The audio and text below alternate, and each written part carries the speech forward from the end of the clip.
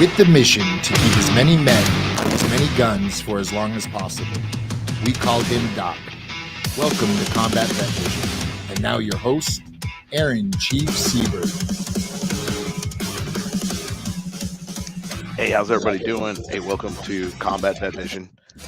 This is a place where I get to talk about a lot of things that have happened to me in combat, transition, a lot of things that are going on. These are my opinions, my life stories, just the way I look at life and things like that. Other combat vets come on, they get to tell their story. Sponsors, supporters, volunteers, why they're doing what they're doing to help our combat vets in general. But today's show, I'm going to end up talking about this pickleball event that's coming up. I'm supposed to have with me Marshall Pura, supposed to be on here hopefully soon, and he'll talk about his story. He's a reservist, United States Army. He brought pickleball to Southern California from New Mexico. He was doing some stuff, really went out of his way to make that happen. And in Glendale, this is at the YMCA area there. He actually started it, so it's a really good deal. There's an opportunity for our veterans to come together on June 11th. With a barbecue involved and some other things. There should be a flyer that might pop up here. Here we go. You can feel free to check out this flyer, check out the show notes, ask me any questions. I also want to throw Bridget out there, her name. This gal has been a sponsor, supporter, volunteer, making things happen in all kinds of ways. As you know, I talk about Warrior Built, the PTSD Foundation of America, and this is Combat Vet Vision, a product of being a combat vet and actually being put in a place where I can actually come on and have a podcast to talk about issues, important subject matter, opportunities, and events like this. Why is pickleball so cool? Well, I got to see, there's a video. If you look up Marshall Pura's name, you can actually see his story, why he brought pickleball to the Southern California area and how tennis courts are underutilized and not very many people are getting on them. So why not be able to play 4 pickleball games on one tennis court? So it just brings a whole nother opportunity. And a lot of people thought this game was for, elderly couples or elderly people or whatever it might be, because it's kind of slow or easy game, but it's actually a really fun, and it's the for 3 years running, the fastest growing sport in America that's growing.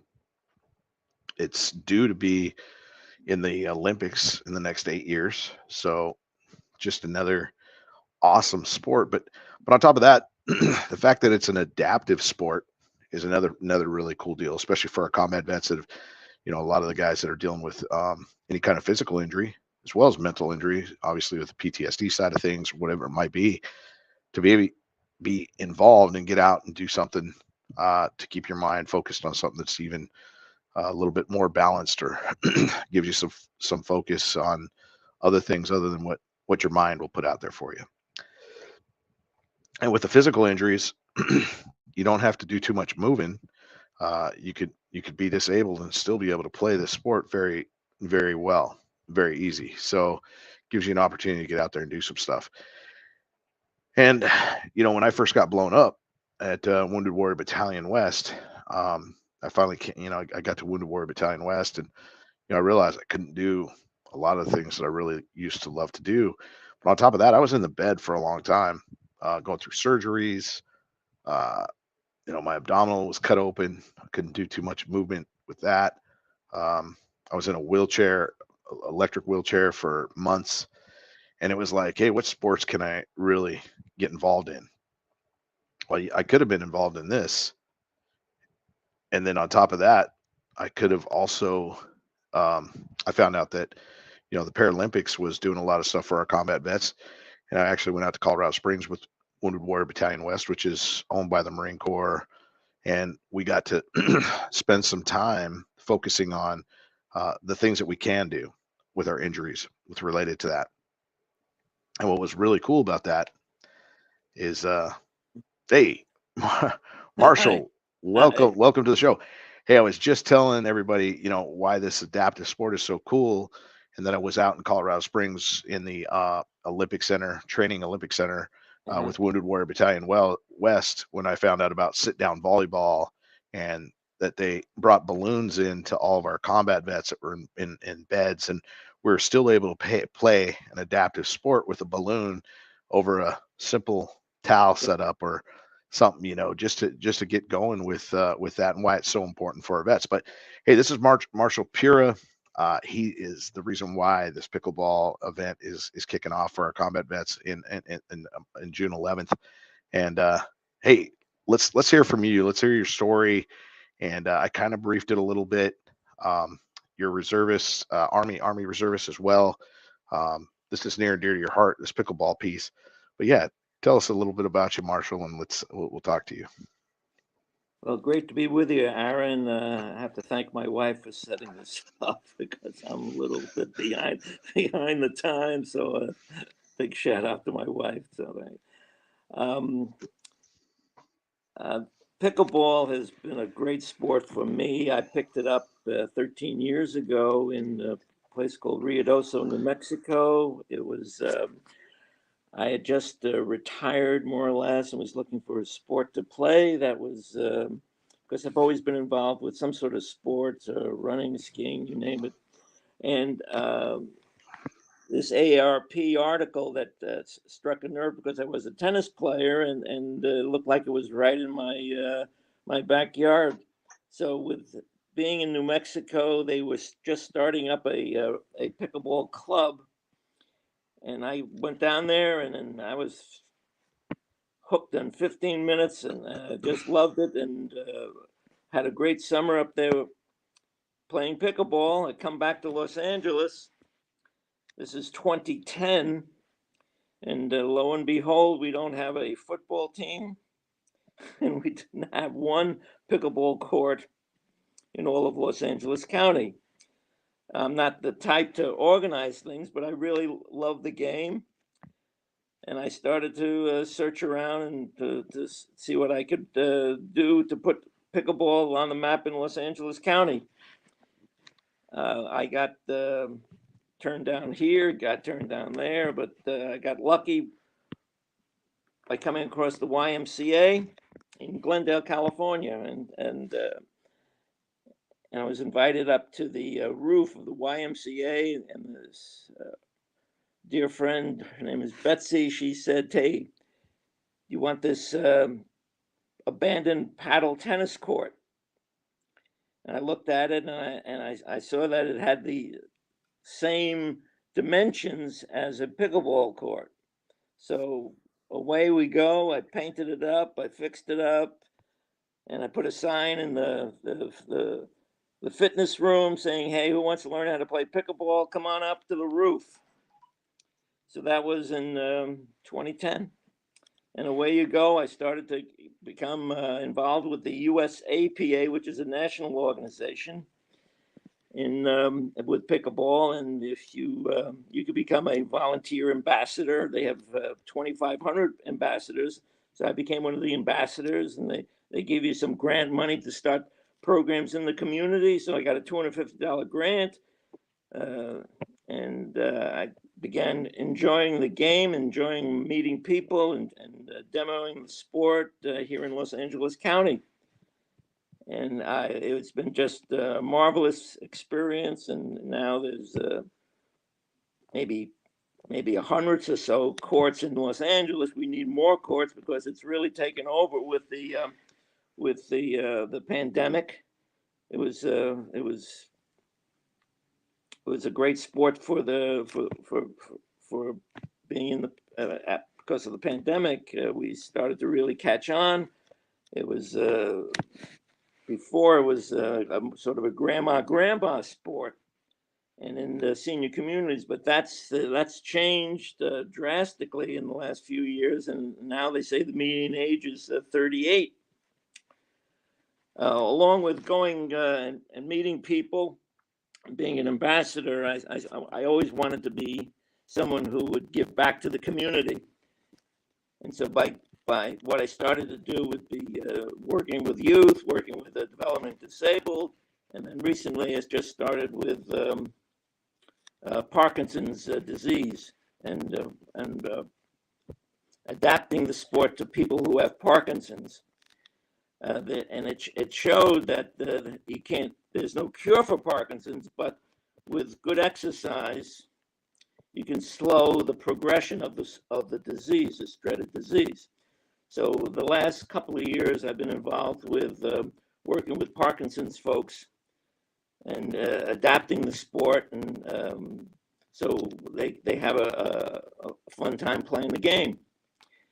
Now, I was approached by Bridget Snyder, and she said, "Hey, what about combat vets?" And I said, "Well, sure." I was a vet. I was in the Army Reserve during the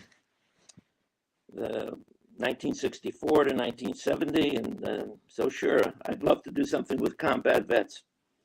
And this is the program that we're offering to those combat vets out there to learn the basics of pickleball in beautiful Glendale, California on June 11th. We were open to a small group. I like to work with small groups, so it's limited to just 16 folks who want to learn the basics of a game that I think is a game that you could really, really catch on to easily enough, especially if you've had some tennis background, ping pong background, badminton background, and anything with a that you hold in your hand and get hit something less than a panaga. I don't think that works too well, but it's an easy sport to learn, hard sport to master, but it's always a lot of fun. And I think that's what's really captured the imagination and across the country, that it's easy to learn and fun to play. And I'm looking forward for it to make it into the Olympics one of these years, because it has that kind of appeal. How about that, Aaron? We got it all? No, it's great, and most of the guys that I deal with are up in the Lake Elsinore area. We have a softball team that plays too. You talk about a sport that, just helps everybody out. This is just another piece to add to that. And why is it so important? It's important to get your mind focused on some really incredible things, especially during another COVID-like type situation. This is going to be super awesome. But you also talked about being an ambassador. And I think, if there's enough interest, I know you talked about being willing to help these guys start a pickleball somewhere else. And, I've talked to a couple of my buddies, one guy, he's in Lake Elsinore. He's willing to, do a barbecue and hopefully get you up in that area, because Glendale is pretty far. But I also talked to some of my buddies one of my buddies that's in the VA hospital in LA, and trying to get him to sign up. I think he's going to be signing up with Bridget here pretty soon. And, Bridget's really awesome. And I talked about Bridget a little bit, being a Gray Star member. She really supports the PTSD Foundation of America and Warrior Build, everything that I do. I think that's really an amazing thing that you're putting this together to kind of showcase it, but it's also going to maybe uplift somebody to start another league somewhere, and still help out so many people in so many different ways, and the community. Yeah, I'd really, I think another good way of going about this is spreading the word is train the trainers. If I could get a group together that are here and there, and teach them how I teach, because I've been very successful in teaching sports to hundreds of folks, and everyone likes my teaching style. And so if I could train the trainers, and they can go out to the Lake Elsinores and Riverside counties and on, I think that might be a way of spreading the sport. Again, it's a very adaptive sport. Pickleball has it's even wheelchair folks. I have an individual who's wheelchaired, and he had a ping pong background, and he wanted to learn how to play pickleball. And 3 or 4 years ago, Norrigan and I, we teamed up, and he learned the sport. he excels at it, absolutely excels at it. And the only change in the rules for anyone with a wheelchair or with what I consider mobility problems would be instead of getting to the ball on one bounce, they have the option, and I mean option, of getting it on two bounces. So that's why it seems to be working okay with anyone with in a wheelchair or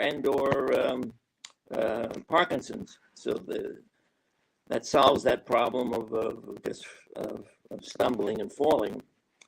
I've also played with individuals with prosthetics in terms of one arm, and that's I couldn't beat him. He was terrific in terms of how he played the game.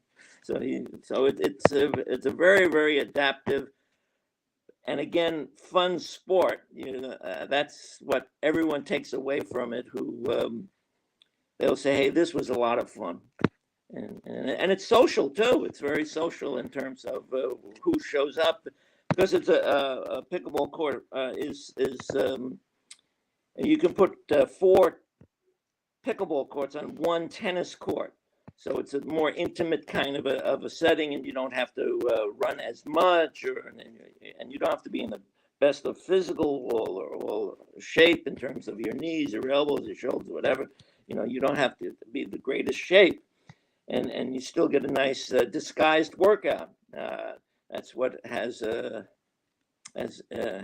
created a lot of interest in the game, and why I think it's not just going to be a niche kind of sport where it comes and goes. I think this sport is going to really, really hang around for the future.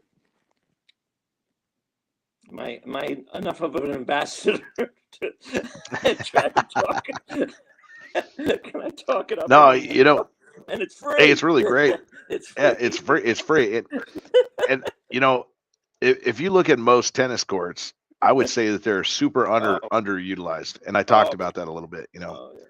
Hey, and it's really great to know that we could put 4 of these courts and one of these racquetball courts. So the adaptability for the court to even be on the court is super cool. And hey, but we'll take it. Yeah, and it's inexpensive. Did I say it was inexpensive? Yeah. The paddles and the ball. And the ball's a wiffle ball. Hey, we're going to take a quick break because I got my PSA that's going to come on and kind of talk about the VA, one of the VA PSAs that pops on. So we'll come right back. I appreciate it, and we'll be right back. Great. Hi, I'm Mike Richmond of the U.S. Department of Veterans Affairs with this message for veterans. Are you a veteran with a VA service-connected disability? Would you like to go on a hiking expedition and build camaraderie with other veterans who are facing similar mental health challenges? No Barriers Warriors organizes these hikes through the breathtaking mountains in western North Carolina. No Barriers helps veterans redefine their identity and purpose as they face past and present challenges. Their programs allow veterans to overcome physical and emotional boundaries, push through adversity, and step up to serve others. Their hiking experiences have changed thousands of lives for the better. No Barriers will soon be taking applications for its 2023 North Carolina expeditions. Email Marlene at nobarriersusa.org. That's Marlene at nobarriersusa.org. I'm Mike Richmond. Hey, we're back, and this has been Marshall Pura, who's put this whole package together that's coming up June 11th. He's showing you the wiffle ball that is used for pickleball and the paddles as well.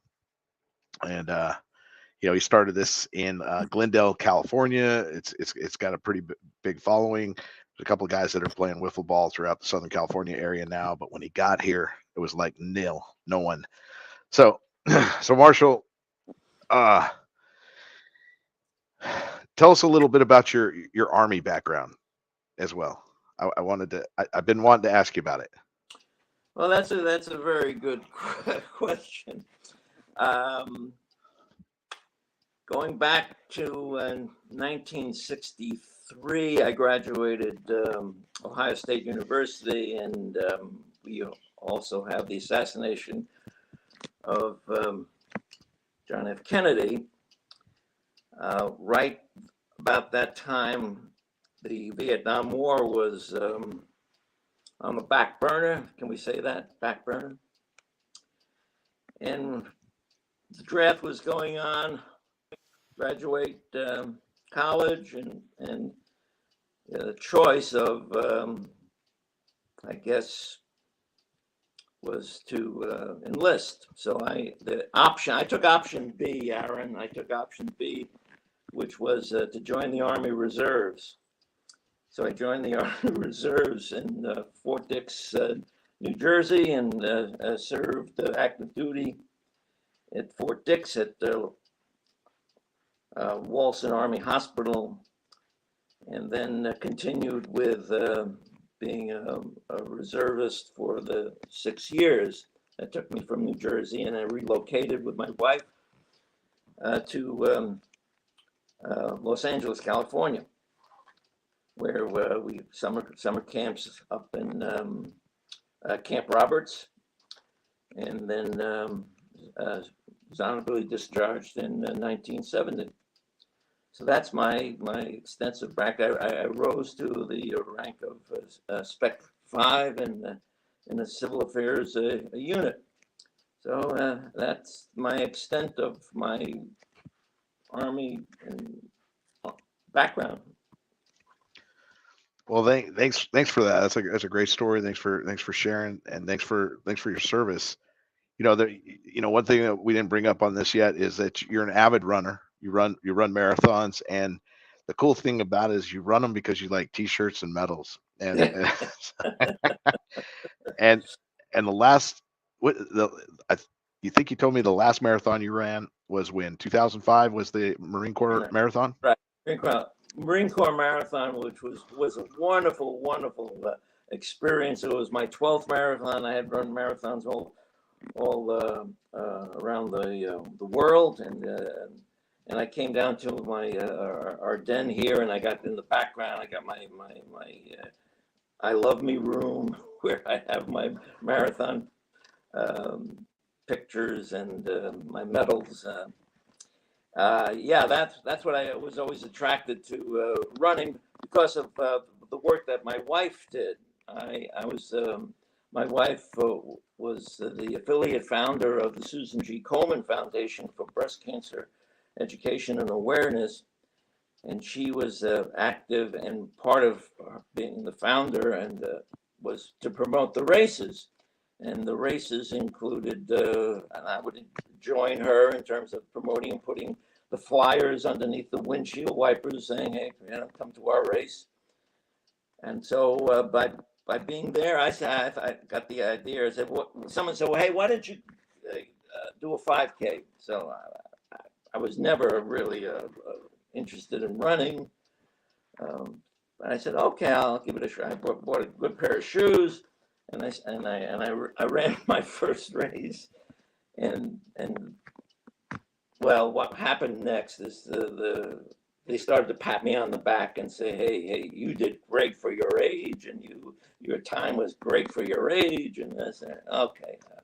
So I said, well, the same money, you get a 5K, you could do a 10K. I said, okay, I'll do it. Okay, same money. So I go out, I start running a 10K, and then the same thing happened. They patted me back, hey, you're great for your age.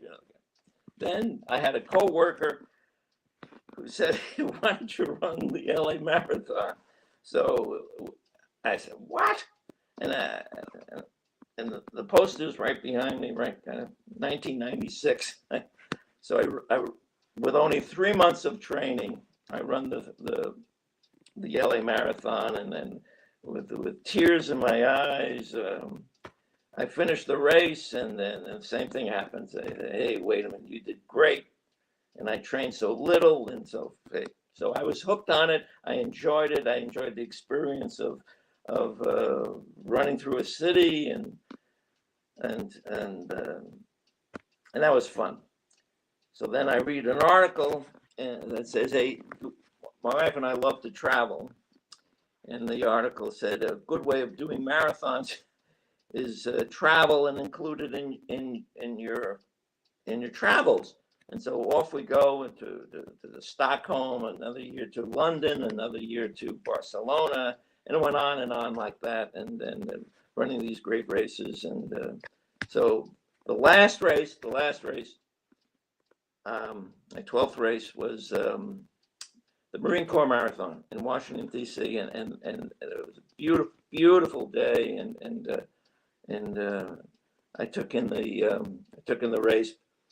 But I was sort of running out of steam in terms of towards the end. Aaron, I think I told you the story. I was running out of steam. Yeah, it's a great story. Yeah, well, it's true. So I'm running and not feeling all that cool, and I'm bitching and moaning and under my breath and saying, "Oh, this is mile 24," and I'm complaining, right?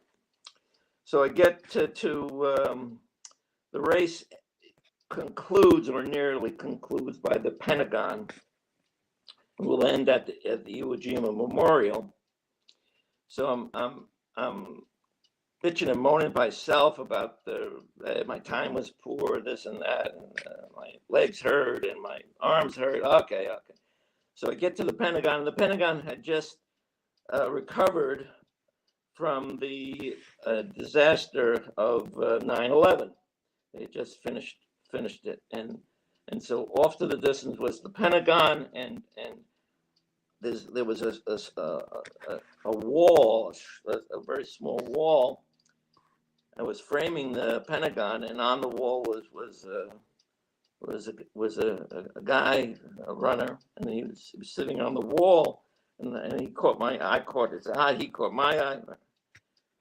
And then he very slowly gets up from the wall, and he starts running towards the Iwo Jima Memorial. And I look at him, and so, oh my God, he has two prosthetic legs, and he is jogging way the hell faster than me, and he's moving way faster than me, and away he goes. And I said, I kicked myself in the ass, and I said, hey, wait a minute, what do I have to complain about? There's nothing to complain about watching this guy take off. So he finished ahead of me, and I finished somewhere in the back of it, and it was a lot of fun. That was the last race.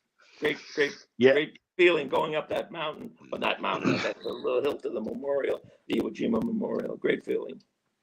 Yeah, that last little hill that you got to climb up just a little bit to get to that memorial. Yeah.